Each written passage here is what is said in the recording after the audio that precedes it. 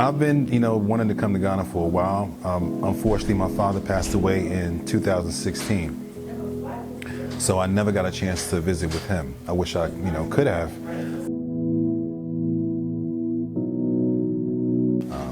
But coming back, like I said, coming back to the country where my father is actually from, is, this is like I'm coming back home. I'm a citizen of Ghana.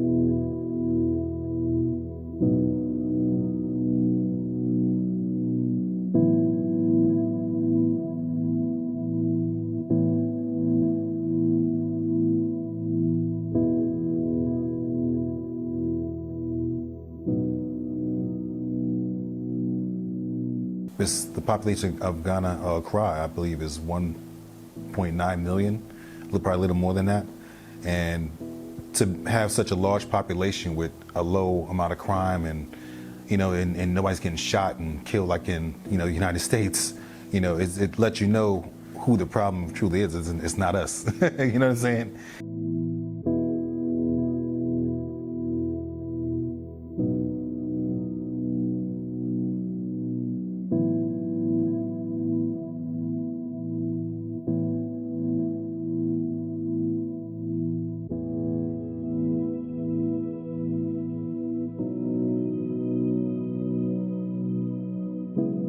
My name is William Michael Lante Thompson. I'm originally from Worcester, Massachusetts. I was born and raised there. I lived there for 16 years. In 1993, I moved, left from there, moved to Alabama with my sister Antiqua. So I lived in Huntsville, Alabama for about 3 years, 2 years of high school, 1 year of college. After my first year of college, I left, went back to Worcester, stayed with my father, who's a Ghanaian, from the Gadam Bay tribe. Stayed with him for about a year, lived with him about a year, and then I joined the military. So I joined the Air Force in 1997, went to San Antonio, Texas for basic training. Then from there I went to Wichita Falls, Texas for tech school. Then from there I went to California for 9 months for some more training. From California, went to my permanent duty station in Ohio, Dayton, Ohio, Wright-Patterson Air Force Base. And from Ohio, I stayed there probably about 4 years. Left there and moved to D.C., and I lived in D.C. for about 3 years. And then from D.C. I moved to Atlanta, where I currently reside, and I've been there since 2005, so about 20 years last month, because I moved in January of 2005, I believe. So I've been in Atlanta for about 20 years now. So are you married? Yes, I am. I got married in 2012 to my current wife, and then separated 2017, divorced 2019. So this whole time we've been apart, but we ended up getting remarried just last year. Last year, April. I travel for work, so I work in a hospital doing interventional radiology. So I travel since 2016. I've been traveling around, so I have the opportunity to go to different places, different cities, different states, and do my job.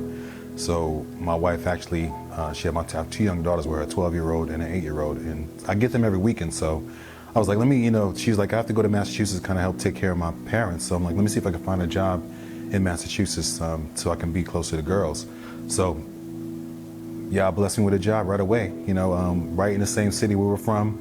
So I was able to go right, back to the city. I was able to provide a place for my daughter to live at. So I had a 2-bedroom house, and they were able to stay with me. And then with her coming back and forth, with the girls being there, we kind of formed a relationship again. And then we ended up getting married, So I think the Most High kind of brought us back together. It still can be some challenges in a marriage, because that's what marriage is. It is challenges, but we're going to work through those. And I'm a different person since I've had a major change in my life in 2020. So I will stick it out this time. I'm not going to do what I did last time.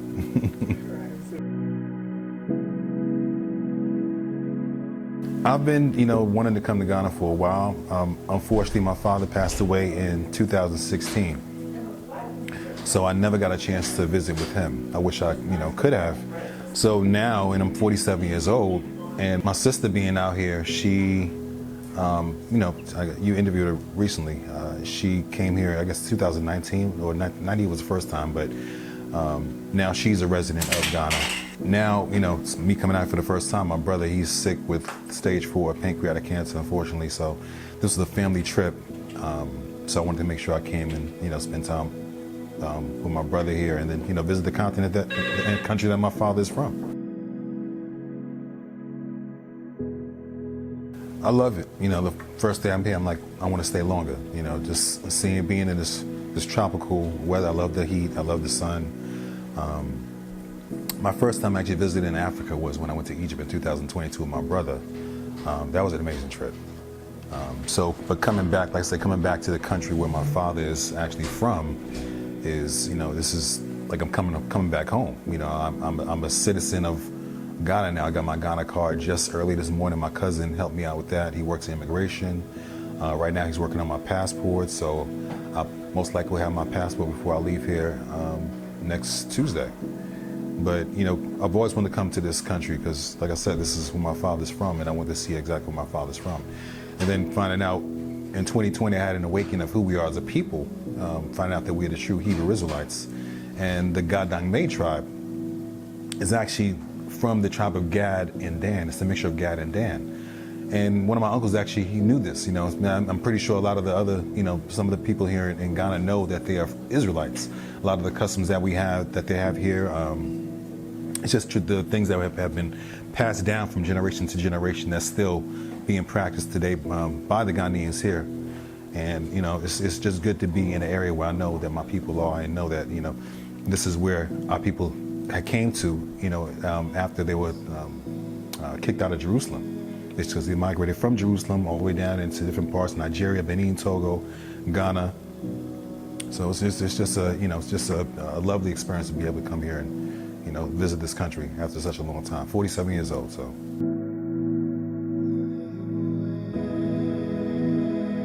Anything that I can experience while I'm here, I want to experience. My sister, she set this whole thing up, so I wanted to, you know, pretty much do everything that she, you know, has set up, and then visit Jamestown where the guys live at. I think my great-grandfather, Kojo Thompson, there's a street named after him in Jamestown. So I want to, you know, see that street. I want to see some of my family here. You know, get some of the clothes, get some dresses for my wife. You know, just, you know, get a lot of dresses for my wife here. I mean, just, you know, experience anything I can. You know, going visiting any place that's where I can experience just Ghana and all it has to offer. You know, is what I want to do. Peaceful. Everyone seems to feel very nice. You know what I'm saying? The population of Ghana, Accra, I believe, is 1.9 million, probably a little more than that. And to have such a large population with a low amount of crime and, you know, and nobody's getting shot and killed like in, you know, the United States, you know, it lets you know who the problem truly is. It's not us. You know what I'm saying? If you could be in a place like this and not have all the crime and, you know, and all the murders and all the wickedness that is in, you know, America, you know, just let you know that this is a peaceful place. You know, you can come here around my people and just enjoy yourself and just know that you're going to be loved and treated with respect and treated kindly, you know.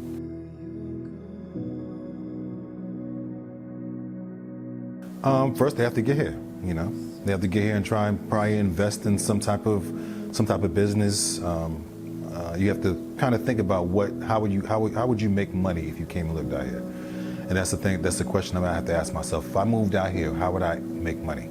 Would I have a business, you know, a rented out home back in the States where I have money coming in, or would I come out here and, you know, have some properties where I could rent out, or some type of it's you know, I guess it can vary out here what you can do.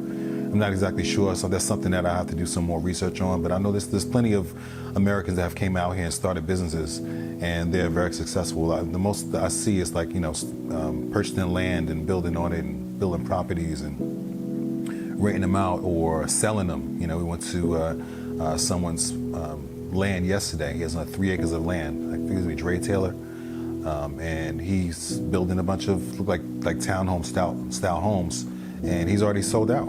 You know, so people want to come here. People want to, you know, come and get away from the craziness that's in America, because America is getting crazy. You know, especially now since, you know, Trump is in office and he's trying to make sure that his people are, you know, make America great again or make America white again. You know, that's the saying.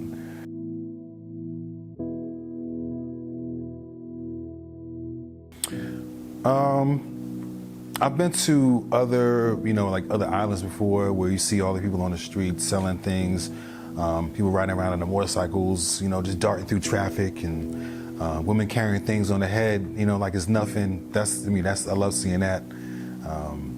Really, I really was surprised about too much. But I knew that this was a place I wanted to come. I knew it was going to be peaceful. I knew it wasn't going to be, something that I wouldn't enjoy because what my sister had told me already. My father really didn't talk too much. I don't really remember, unless he did, and I was just a child. But I don't recall him talking too much about Ghana and how it actually was. But like I said, I wish I could have actually experienced coming here with him before he passed away. It makes me wonder why he never, took me before he passed away. I could have got my Ghana card a long time ago, got probably my passport a long time ago. But now, like I said, I'm getting that now, and my family members helping me out. So, I'm thankful for that. But not too surprised about anything, because I've heard plenty of things, especially with my sister already living here.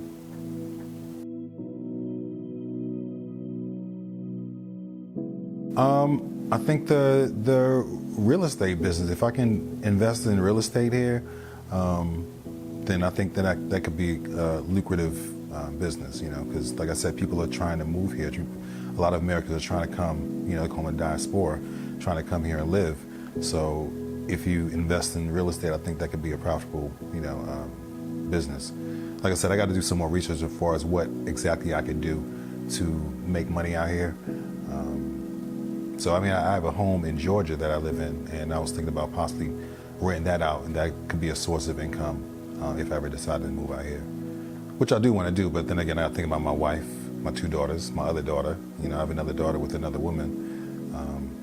But these are a lot of things that I got to think about. It's not just me that I got to think about. I got to think about my family and others also.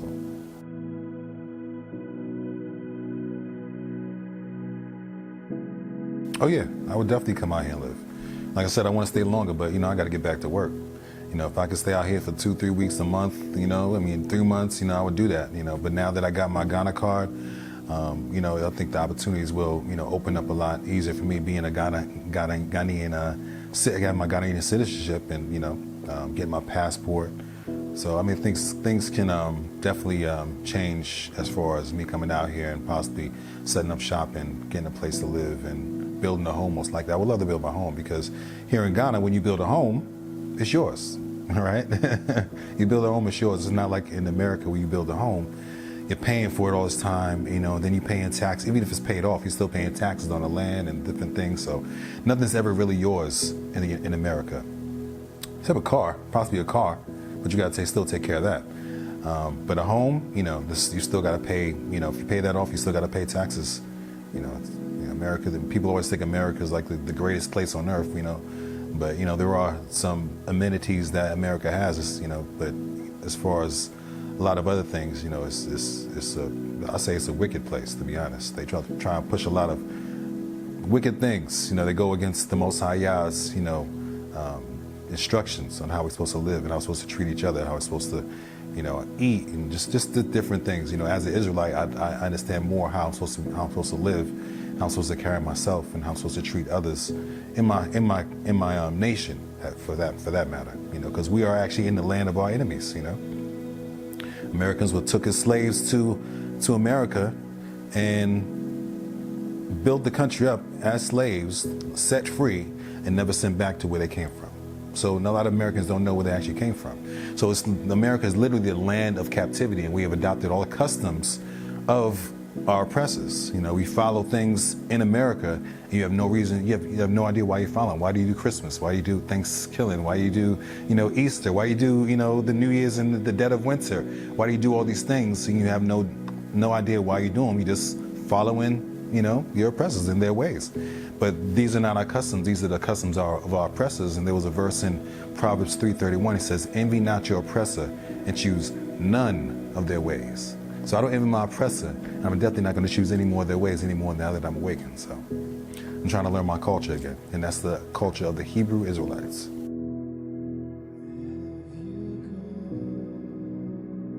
If you have the opportunity to come. You know what I'm saying? Get your money right. The cost of my trip was about the flight was $1,050, but I got a refundable one for $1,300 just because I didn't know whether or not my brother was going to be able to make it. But if you can come, definitely come. You need to experience the motherland, experience where a lot of Americans most likely have DNA from Ghana in their blood. So I'm pretty sure you would come here and enjoy it. But you know, it's I wouldn't say it's for everybody, because in America they don't ever show the nice parts of Africa. You know, you have to, you know, you can watch YouTube and, you know, find videos showing the nice parts of Africa and how it truly is, but America's not going to show the good part. They want to make you think that it's, you know, poor and, you know, people, you know, living in huts, dirt huts and this and that. They don't show that. I had a woman ask me one time when I was working in Georgia, a white woman, do they have stores there? I'm like, you know what I'm saying? So it's the mindset that they push in America, and this is in the South. So, you know, in the South, they're the ones who fought to keep slavery. You know what I'm saying? So that they are this pretty much anyone, any European, any American, white American in that country is a descendant of the ones who have enslaved us. So all we are is just around the ones who are the descendants of those who enslaved us. So the mentality is still the same. You know what I'm saying? So they hate us still regardless, you know.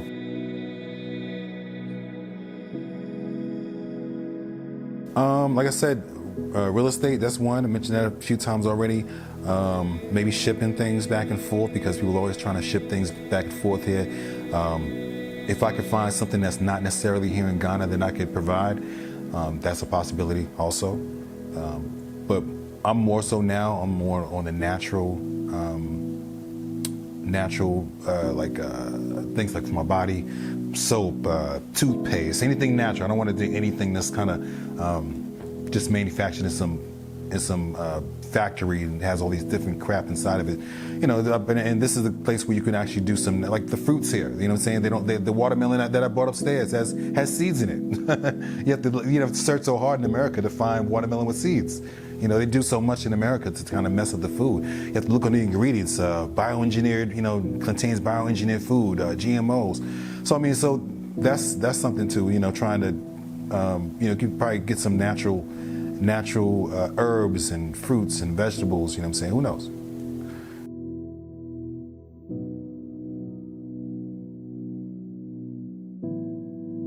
Basically, I love that I can come here as an American who's never been here, but because my father is a Ghanaian, he was born and raised, so I can come here and get my citizenship just like that. You know, like I said, I got my Ghanaian card just this morning. It probably took about 3-4 hours. You know what I'm saying? Yeah, just the process of me going to the place, filling out everything I had. I had my father's death certificate, I had his passport, I had his birth certificate. All I needed was my passport, my birth certificate. And boom, got my Ghanaian, Ghanaian card. And now my cousin is working on getting my passport. I sent him a picture earlier, you know, so he works in immigration. But I'm very thankful that it's easy for those who actually have parents that were born and raised here for them to get their citizenship. You know, for someone like me to get their citizenship. My sister got to work on that next. I talked to her earlier. She's like, send me everything you use to get get your citizenship. You want to get the Ghana card, so I can do the same thing when I come. So I'm thankful that it's a lot easier for us to do that. You know.